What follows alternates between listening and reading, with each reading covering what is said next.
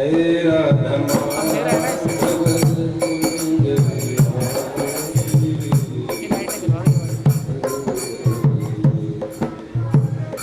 भक्तवत्सल भगवान की जय, श्री युगल सरकार की जय।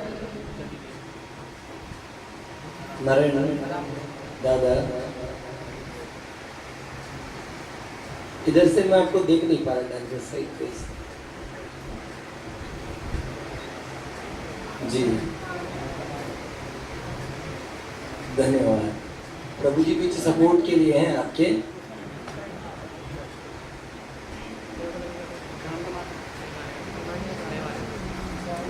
ऐसे था प्रभु जी, जामवंत एक क्या मंत्री बूढ़ा, ऐसे कुछ था, जामवंत मंत्री अति बूढ़ा।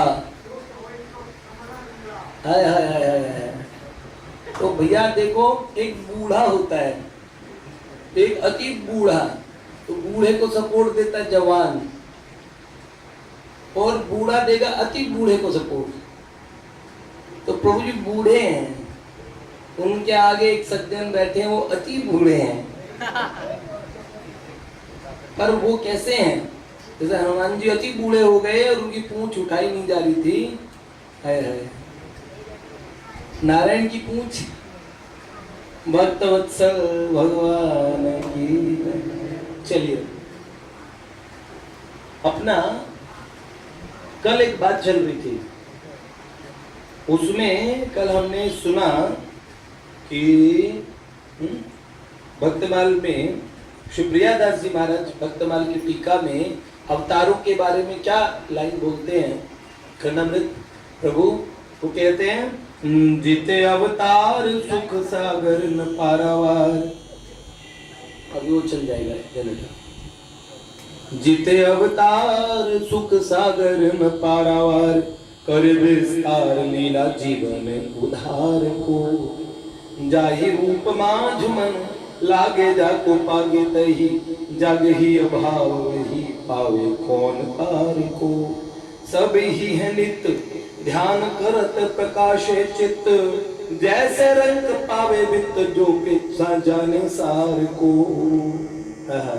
केसनी कुटिलताई ऐसे मीन सुखदाई, अगर सुरीति भाई बस हार को। इसमें बड़ी सुंदर बात बोलते हैं, जीते अवतार सुख सागर न पारावार। सारे अवतार बड़े अच्छे हैं, बहुत इतने सुख सागर हैं जिसमें मन लगा, करे विस्तार लीला जीवन उद्धार को। वो सारी लीलाएं जीवन जीवों के उद्धार के लिए करते हैं। और जाहि रूप माझ मन लागे जाको पागे तही, जिस रूप में जिसका मन लग जाए। हाँ, इतना सही है, इतना ठीक है।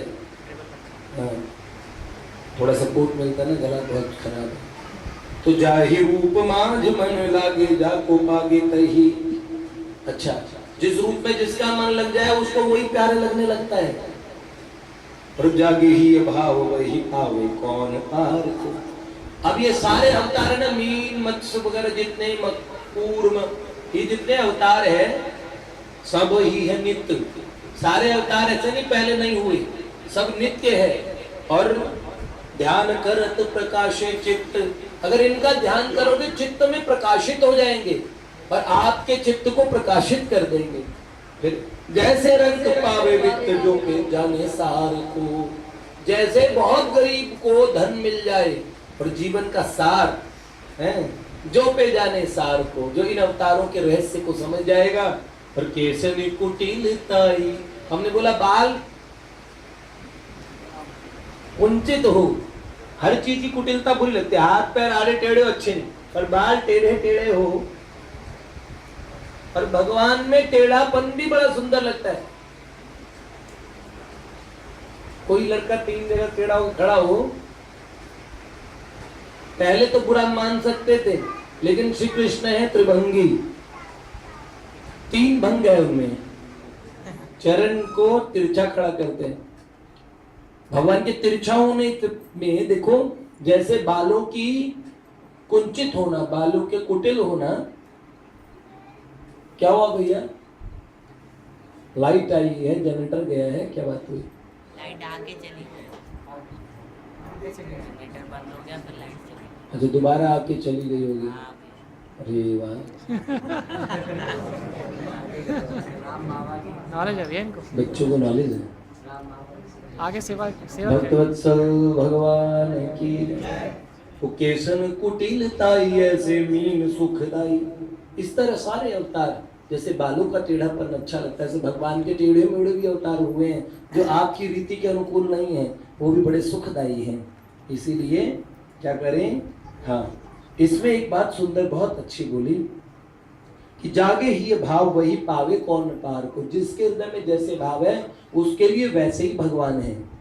पहलवान से आप लोगों को पूछो, आपको कौन से भगवान पसंद है? जो जो कभी जिम वगैरह करते हो तो उनको अगर वो दिखे ना, भाई उनका ध्यान रहता है डोले कितने हैं। जैसे एक सुनार को, और उसकी दृष्टि किस पे होती है? सोने पे। एक बार क्या, एक सज्जन अपना और गणेश जी सोने के और चूहा जी सोने के बेचने गए। अब भैया चूहा था 1 किलो का और गणेश जी थे आधे किलो के। तो उन्होंने बोला कि जो गणेश जी हैं वो 2 लाख के और चूहा है 4 लाख का। बोला तेरा दिमाग खराब हो गया है? गणेश जी को चूहे से आधा नाप रहा है? आ जाओ भैया, क्या चूहे से आधा समझता है गणेश जी को? बस उन्होंने बोला भैया मैं चूहा नहीं देख रहा हूं, मैं तो क्या देख रहा हूं? भजन। हाँ, मेरी दृष्टि किस पे है? सोने पे। भक्तवत्सल भगवान की जय। ठीक है, तो उसके भगवान वैसे ही। पहलवानों को हनुमान जी बहुत पसंद आएंगे। बलन किस्म के लोग हैं ना, उन्हें बाबा का मैंने देखा कावड़ के जब पीरियड आता है उसमें बाबा सुल्फा पी रहे, सुल्फा ऐसे लगा के दाढ़ी मूछ में बैठे तो हट्टे कट्टे महादेव। किसी भंगेड़ी को पूछेगा तो उसका बोला कैसा है? नीलकंठ पे चढ़ गया बोला पी के 1 बाल्टी भांग।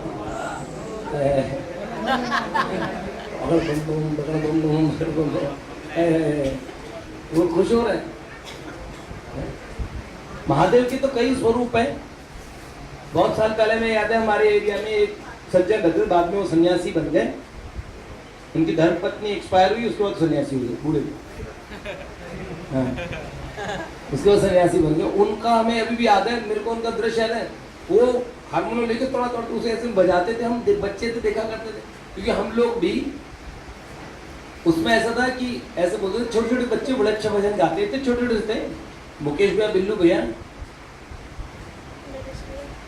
अब तो मुकेश भैया ऑफिसर हो गए हैं। अरे बोलो आप गाओ तो संकोच करेंगे शायद, लेकिन वो बहुत अच्छा गाते थे। छोटे से इतनी पैनी सी आवाज थी। तो भैया 1st 2nd के बच्चे या समझ लो KG 1st के, इतना हारमोनियम के एंड तक के स्वरों पे गाते थे बच्चे। यू राम कह रहे और वो। तो उस समय वो सज्जन गाया करते थे, हम लोग बच्चे थे उन्हें देखा करते थे। तो वो पूछा करते थे सबसे, आज बोले का मैंने भेष निकाला देखा। सब लोग बोलते क्या क्या? तो सब लोग चौंक जाते थे। आज बोले का मैंने भेष निराला देखा, हाथ त्रिशूल गले रुंड की माला देखा। बैठ कैलाश पे शंकर जी पा रहे शोभा, शंकर जी पा रहे शोभा। तो क्या कहते हैं? संग में गोरड़ी ले भंग का प्याला देखा। क्या फिर पूछ रहे क्या? तो सब लोग पीछे रहते, संग में गोरड़ी ले। अभी बच्चे, हमें बचपन की सारी बातें ध्यान में है, 2 3 4 वो सारे टपकते चले गए। पिताजी के साथी थे सारे, और अधिकांश सारे ही चले गए। एक सज्जन उधर रहते थे, वो शिवाजी सिंह अंकल जी थे। ये लोग बड़े बड़े होकर प्रसाद का बड़ा खेल करते थे। प्रसाद हमारा इधर उधर एक दूसरे को हाथ, जैसे बच्चे लड़ते ना ऐसे, बड़ा आनंद आता था उनकी बातें। हम छोटे थे तो हमें समझ नहीं आता, ऐसे बड़े लोग जैसे मजाक करते हैं। तो वो एक जना बजाते थे, ए चल बजा, उसको बोला करते थे ट्यूसडे टू ट्यूसडे। और ये 2 3 सज्जन बिहार के थे, एक और ये सज्जन उत्तर प्रदेश के थे, एक ईश्वर दयाल अंकल जी, आप जानते ही हो, नरेंद्र भैया के पिताजी, तो वो अधिकांश सब ऊपर चले गए। तो उनमें से एक सज्जन थे, वो आते ही रोज तुलसीदास जी का पहला दोहा सबको चिढ़ाने के लिए, राम नाम में आलसी भोजन में होशियार। वो एक अंकल थे, बहुत तगड़े थे, ढोलक बोल वैसे प्रसाद खाने का बड़ा चाव रहता था। उन्होंने तो भोजन में होशियार, तुलसी ऐसे नीच को बार बार धिक्कार। तो ऐसे तो एक दूसरे पे दोहे मारा करते थे। अब पिताजी ऊपर बैठे, मुझे याद है तो सारी बातें सुन रहे। तो भैया वो पीरियड है। तो देखो अभी तक मुझे वो ध्यान है बचपन की, तो कैसे भगवान की झांकी उस समय मन में आती थी, है? तो जो भी स्वरूप है वो चित्त में बस जाता है। हम छोटे छोटे थे और यहाँ पे रासलीला हुई इसी के आगे, तो बचपन के स्वरूप रासलीला वाले आए। तो पहले जो रास मंडली वाले मैं तो बच्चा था, चेतना दीदी, हम सब लोग के मन में ऐसा असली भगवान आ गए। तो सामने यहाँ डिस्पेंसरी थी, हम लोग जा जाके देखा करते थे, वो श्रृंगार होते थे ना, तो जो भगवान बने ठाकुर जी, रासलीला वाले भी उन्हें प्रणाम करते थे। सुबह सुबह भी एक बार हम उनको देखने गए, वो उधर रुके थे कि घर में, तो हम खाली करता उसमें उनको रुकवाया। वृंदावन से रास मंडली, वो बड़े प्रसिद्ध रासलीला वाले थे, शायद भारत में उनका दूसरा नंबर था रासलीला में। जैसे श्री राम जी की रास मंडली, राम स्वरूप जी की राम स्वरूप जी वाली थी, कन्हैया लाल जी की, हाँ बहुत प्रसिद्ध मंडली थी। तो वो आए, वो श्री कृष्ण, मैं उनको छुप छुप के देख रहा था। तो मुझे अभी भी याद है, मैं कितना बड़ा होऊंगा, इस गणपति से भी छोटा होऊंगा। तो वो मेरे पास आए, उनका मुन्ना वहां पे देखना मेरे को है, वहां अब जाओ। तो बड़े प्यार से उनका, मैंने कहा हे भगवान कितने अच्छे होते हैं, कैसे प्यार करते हैं। और अभी याद, ये पीछे इस वाले रूम में एक छोटी खिड़की थी हनुमान जी, उस खिड़की में मैं पूरा ही आ जाता था, उसी में बैठते थे, ऐसे पकड़ के उसके जंगले को, उसमें बैठ जाते थे। उसमें बैठा बैठा ना पापा एक भजन गाते थे कि मेरा गोपाल गिरधारी जमाने से निराला। और ये भजन ना, ये वो लड़कपन की मोहब्बत ये हमारी टूट जाएगी, पकड़ लो बाह गिरधारी नहीं तो डूब जाएगी, तुम्हारा कुछ न बिगड़ेगा, हमारी लाग जाएगी। हरि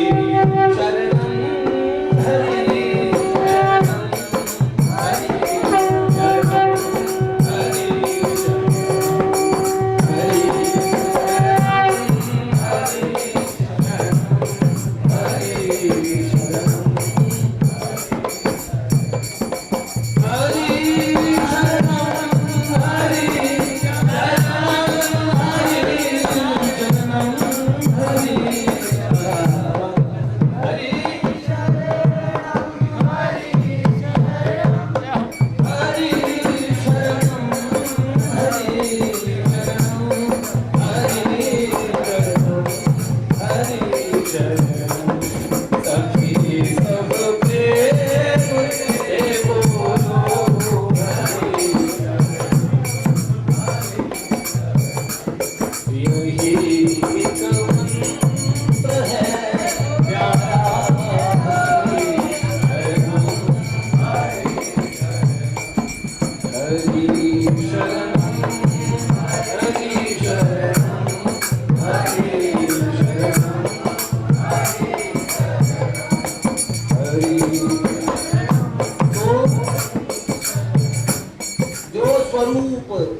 जहां मन में बसे और वो वैसे ही प्यारा लगता है। एक भक्त थे, भक्त नहीं थे, पहले नाम था निचलापुर नाम का, साउथ इंडिया में एक गांव है, धनुर्दास उनका नाम था। और भगवान श्रृंग क्षेत्र श्रीरंगम में भगवान रंगनाथ जी का मेला, उसमें आए जगत गुरु रामानुजाचार्य महाराज। उनकी जो पत्नी थी उनका नाम था हेमांबा, हमने पहले भी हमारा जिक्र हुआ। धनुर्दास जी अपनी पत्नी से इतना प्यार करते थे, वो इतनी खूबसूरत थी, आशिक तो बहुत होंगे पर इनसे बढ़ के कोई नहीं। क्या थे ऐसे, पत्नी किचन में जाती थी, वो किचन में पीछे पीछे चले जाती थी। वो सब्जी काटे उससे पहले वो काटने लगते थे।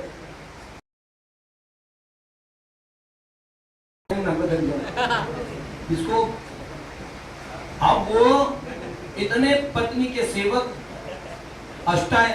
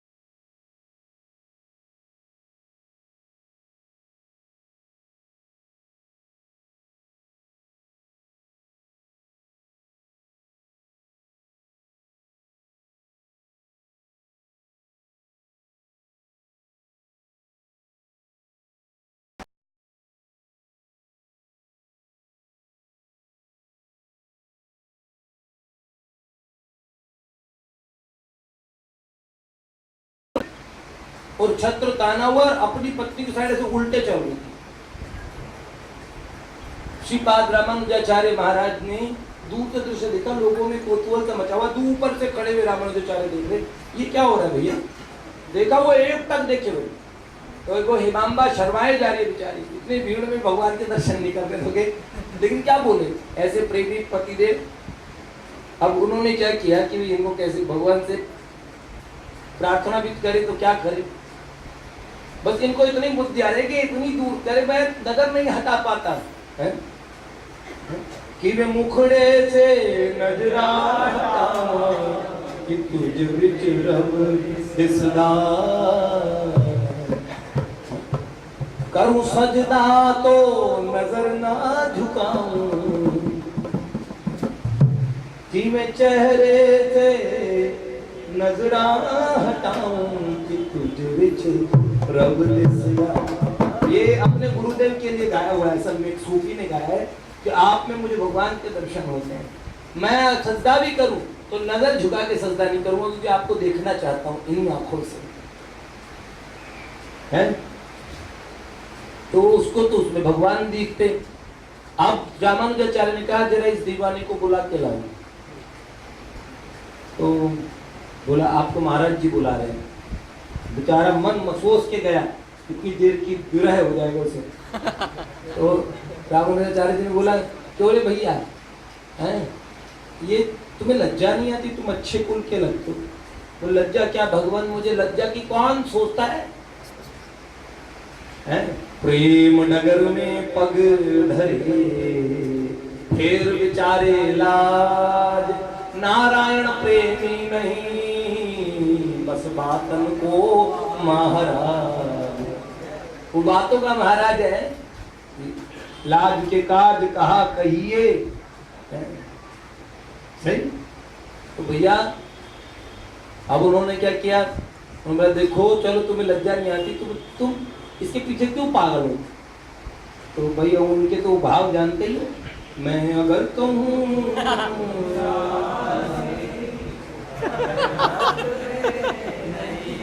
इसलिए उनको ऐसा लग रहा है इनसे सुंदर कोई है ही नहीं इस पूरी सृष्टि में। उनका अगर इससे सुंदर तो तुम्हें दिखा दिया जाए, पर मुझे इसका रूप बड़ा पसंद है। तो बोले इस रूप में तो तुम 84 लाख के आगमन में फंस जाओगे, आज इसके चक्कर में पड़े हो, कल किसी और के चक्कर में, और ये रूप जरूर जाएगा। इस बाहरी रूप को देख के प्रेम करने वाले सदा सावधान हो जाएं, और जो उनके बाहरी रूप को देख के प्रेम कर रहे हैं ऐसे प्रेमियों से भी सावधान रहना चाहिए, क्योंकि बहुत जल्द ही वो शिफ्ट हो जाने वाले हैं। सच बताऊं, रूप आधारित प्रेम है, प्रेम आधारित प्रेम है ना, वो टिकेगा।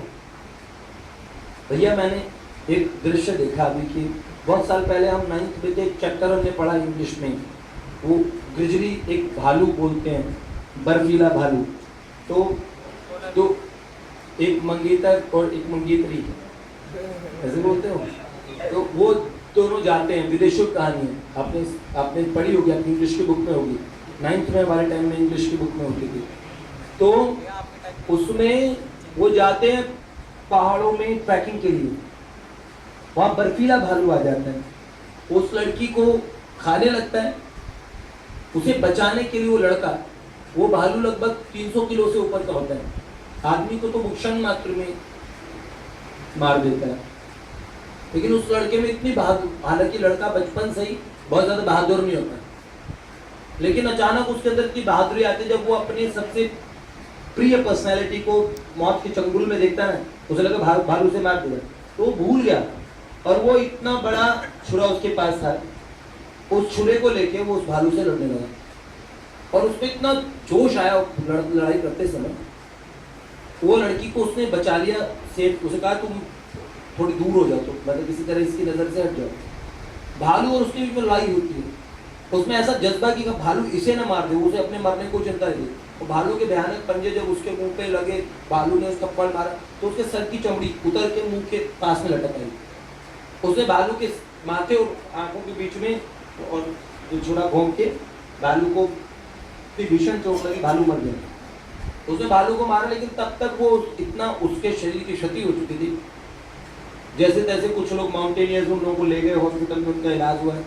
बाद में उस लड़के के चेहरे की कई कई जगह पैरों की चमड़ी वगैरह जोड़ के, जैसे प्लास्टिक सर्जरी बोलते हैं, ऐसे कुछ करके उसे बनाया गया, पर उसका चेहरा इतना भद्दा, इतना गंदा हो गया है, तो उसने जब शीशे में देखा तो वो डर गया। उस लड़के ने बाद में जिस उसकी मंगेतर थी उससे कहा कि तुम कहीं चले जाओ और तुम शादी करो कोई अच्छी जगह और तुम जाओ। उस लड़की ने कहा कि सच में मैं समझती थी कि बाहरी जो स्वरूप है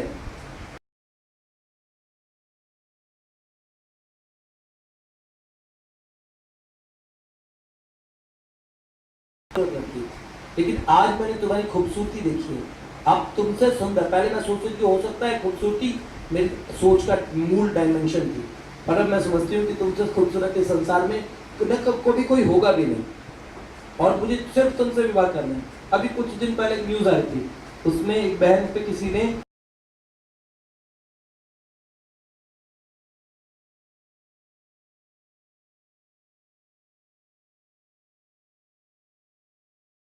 देखिए, these are the part of the satsang.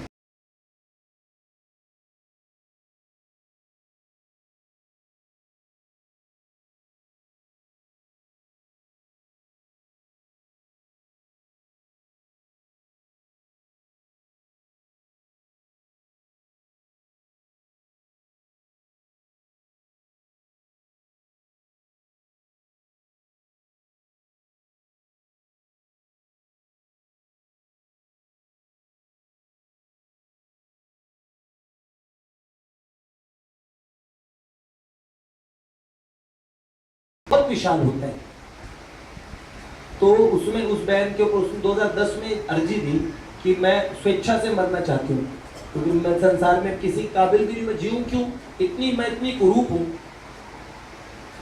और कानून ने समझाया, लोगों ने भी समझाया। अभी 1 महीने पहले एक इंजीनियर लड़के ने, मैं मम्मी के 1 महीने 10-15 दिन पहले की बात है, माता जी और हम लोग देख रहे थे मम्मी के साथ में, तो मैंने मम्मी को बोला मम्मी इस लड़के को देखो, वो लड़का इतना खूबसूरत, इतना सुंदर इंजीनियर है। उस लड़के ने उससे स्वेच्छा से उसे कहा कि मेरे को इससे शादी करनी है, वो अमीर नहीं है, वो लड़की किसी भी तरह से, उसने बोला ये नहीं, ये एक जीवन की बात है। उस लड़के को मैंने कहा ये सच्चा साधु है, इसे सच्चा साधु बोलेंगे, इसके जीवन में संयम नियम सब चीजें स्वतः आएगी। इसने एक जीव का जीवन की भीतर का कॉम्प्लेक्स निकालना है, सच में इसको भगवान की इसको ऐसी प्रसन्नता मिलेगी, सच में ऐसे साधु पुरुषों वाला काम है। 11th में थे, पोएम पढ़ी उपगुप्त, ये भगवान बुद्ध के शिष्य थे उपगुप्त, वहां की एक राजनर्तकी, बहुत उसका नाम मैं भूल रहा हूँ, उपगुप्ता शायद उसका नाम, किसी में आप लोगों ने इंग्लिश में पढ़ा हो तो आपको पता नहीं। उसमें वो सबसे सुंदर राजनर्तकी उस नहीं, आम्रपाली नहीं प्रभु जी, आम्रपाली नहीं, आम्रपाली तो बिंदुसार के समय की बात है ना, अजात शत्रु के समय की। तो उन्होंने कहा कि उस कन्या ने उपगुप्त को देखा भिक्षा मांगते हुए, तो उपगुप्त इतने खूबसूरत थे, इतने सुंदर थे। उसने कहा मैं स्वतः आज अगर आप मेरे प्रेम को स्वीकार कर लें तो मैं वचन देती हूँ कि मैं जीवन में कहीं और प्रेम नहीं करूंगी, क्योंकि मुझे लगता है मेरा आपसे सच्चा प्रेम हो गया।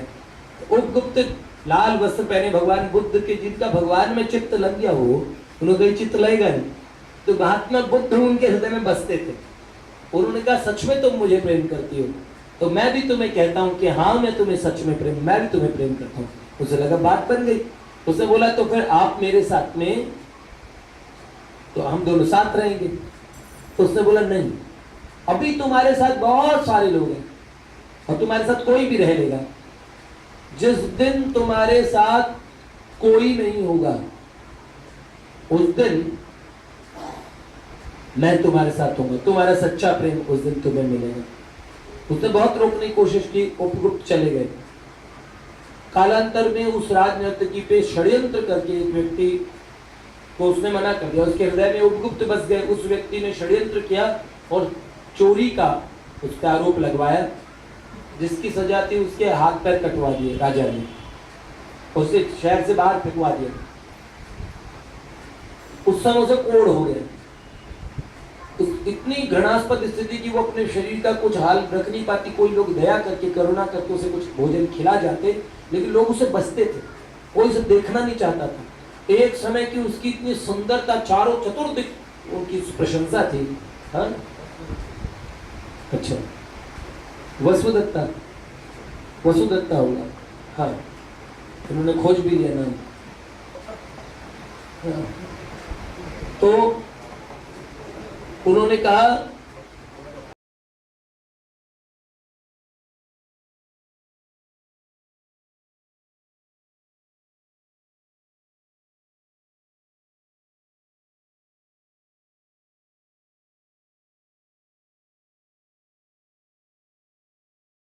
गच्छामि संघं शरणं गच्छामि, धम्मं शरणं गच्छामि।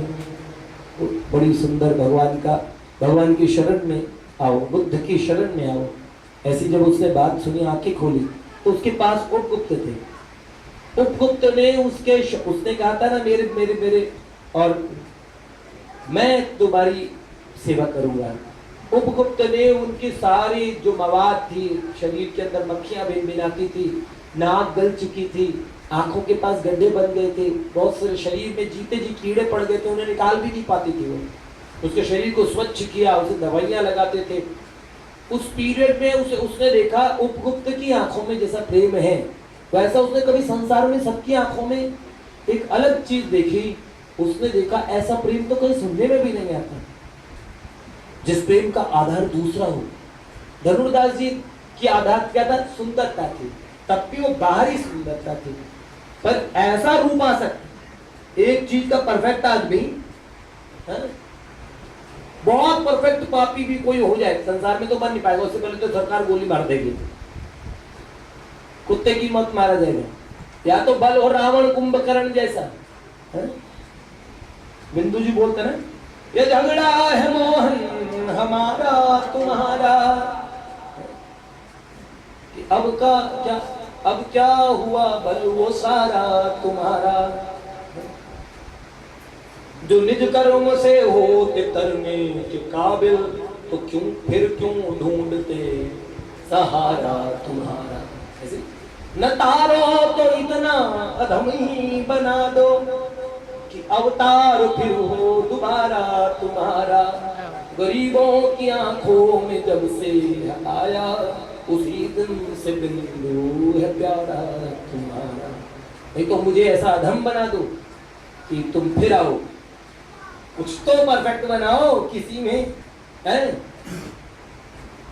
मैं नामी पात की हूँ और नामी पाप हर तुम हो, नामी पाप हर तुम हो, तो लज्जा हो नामों की बचा लोगे तो क्या होगा, दशा मुझे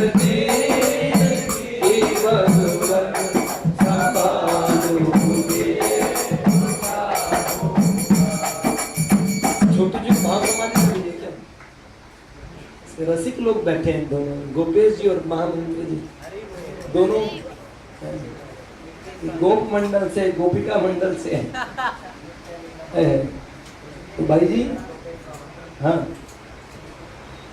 भगवान रामानुजाचार्य ने उसे देखा, अगर और सुंदर दिखा दूं तो? उन्होंने बोला मैं चैलेंज करता हूं, दिखा ही नहीं सकते। उन्होंने देख ले, एक चाटा मारा, बेहोश हो गए। रामानुजाचार्य वो थे जो छड़ी से भगवान को डराया करते थे। एक तो उनमें बलराम जी का भाव रहता ही था, राम अनुज, राम जी के छोटे भैया लक्ष्मण जी शेषावतार थे। ठाकुर जी डरा करते थे, आगे के भक्तमाल में आपको सुनाएंगे क्यों डरते थे इनसे। भगवान को भी कायदे प्लस कानून के पकते थे। भगवान को कहते ये नियम है तो नियम है, शास्त्र में लिखा तो मानना पड़ेगा। भगवान मनवाते रहते थे इनसे।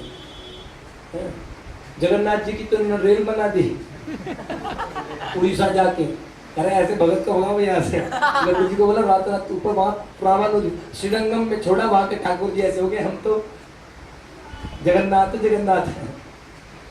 तो रामानुजाचार्य जी ने एक थप्पड़ मारा, बेहोश हो गए। बेहोशी में भगवान की दिव्य समाधि में भगवान को दर्शन हुए, एक झलक देखी, एक झलक देखी। अब जागे धनुर्दास तो बार बार आचार्य के, एक बार तू फिर दिखा दो, मुझे फिर से उसे देखना है, एक नजर दिखा दो। एक झांकी देख के ऐसे पागल हुए, भगवान इतने खूबसूरत हैं। तो बोला शाम की आरती में आना। रंगनाथ भगवान की तो हिमांबा बात में रोने लगी, आचार्य इनको क्या हो गया? तो उन्होंने बोला तू चिंता ना कर, अब ये ठीक हो गए और तुझे भी ठीक कर देंगे। और सच में हिमांबा और दोनों ऐसे भक्त बने। रात्रि की आरती में जब गए तो श्री ठाकुर जी शेष शैया पे सो रहे, श्रीरंगम में लेट रहे। भगवान देखा धनुर्दास आया तो भगवान अपने स्थान से उठ गए।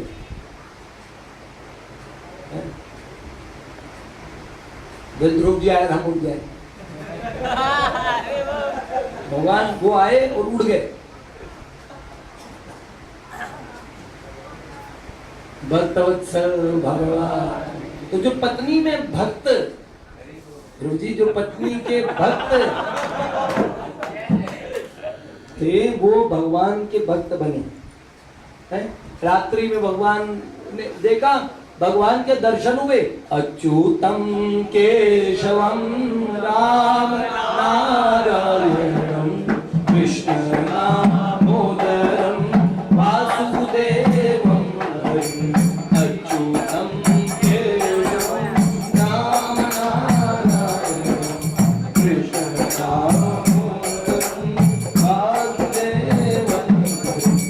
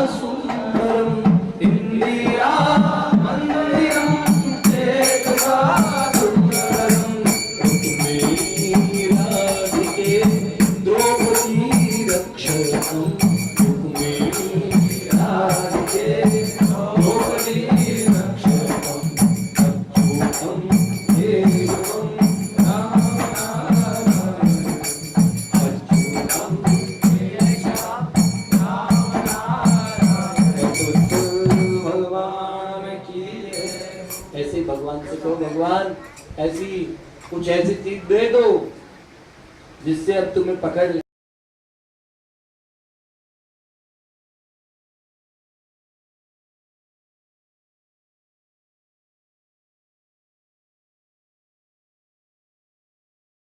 बचपन से जब हमें समझाते ना, बेटा तुम नर्सरी बहुत बड़े आदमी बनो,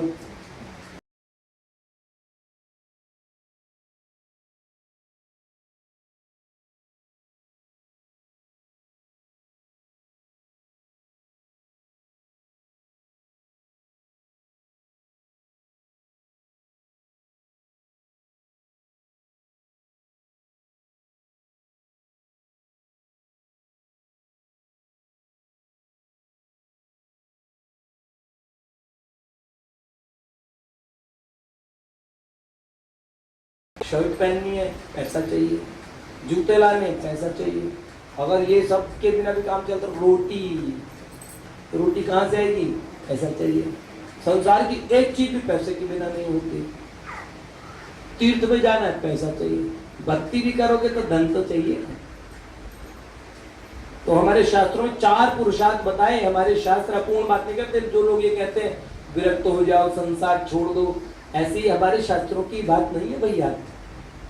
जब विरक्ति पूरी आए तो संसार छूट जाता है, जन्मों की साधना के बाद होता है। किसी अरे गहरे नत्थु कह रहे में थोड़ी बात ही आती है।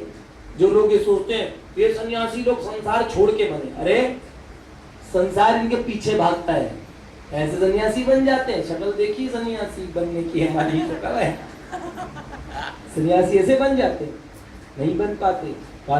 मैं नकलियों की बात नहीं कर रहा। नकली तो क्या वो सन्यासी बोलोगे उसे। एक प्रोग्राम में मैं तुमको दीपक प्रभु थानेदार बना दूंगा, प्ले में भगवती बिया बने थे थानेदार। अब इनके पापा असली थानेदार, भगवती बिया नकली थानेदार। और नकली थानेदार में एक्टिंग में बिल्कुल उन्होंने कसर नहीं छोड़ी, पर इनको पता है थानेदार नहीं है, पर हमको भी पता है। जानते हो ना, उस तरह नकली व्यक्ति जो बाबा जी बने हुए उनको आप कैसे बाबा जी बोलोगे? उनको साधु बोलोगे, सन्यासी बोलोगे? नहीं, वो तो बने हुए नकली हैं। सही बात, तो सन्यासी से नहीं बन पाते। हमारे शास्त्र पहले बोलते हैं धर्म अर्थ काम मोक्ष। धर्म से अर्थ कमाओ, पैसा कमाना है। पर ये जो बेईमानी का पैसा आता है ना, आजकल अगर सरकारी नौकरियां हैं तो बेईमानी का पैसा आता है, वो उनके बच्चों पे निकलता है, वो उनका धन उनके बच्चों पे निकलता है। सच, किसी न किसी समय जीवन में ऐसा भोगना पड़ता है, बड़ी तकलीफ की स्थिति बन जाती है। इसीलिए हर व्यक्ति को, हमारे बच्चे इतने ईमानदारी से काम करने वाले, कल मुझे कृष्णा प्रभु बता रहे थे हमें ऐसे से कमाने का मौका मिलता है कि 50,000 मेरी नौकरी के अलावा 50,000 एक्स्ट्रा महीना कमाऊं। तो उसने मुझे बताया दिखने में कोई बुराई नहीं, वो किसी का गला नहीं काट रहे, कोई नुकसान नहीं कर रहे, कोई कमीशन दे देगा, पता नहीं क्या सिस्टम बताया मेरे को महादेव जी ने। तो लेकिन धर्म की दृष्टि से देखो तो ये उचित नहीं है। फिर हमें नहीं चाहिए। 10,000 पर डे वाला फायदे का काम हमारे बच्चे का था, एक काम जो बोले 10,000 पर डे कमाओगे, लेकिन वो माना ही नहीं। धर्म से अर्थ कमाओ, वो कमाई आपके लिए इतना फल देने वाली होगी। नहीं, बच्चे माँ बाप की कदर नहीं करेंगे, घर पे पत्नी कोई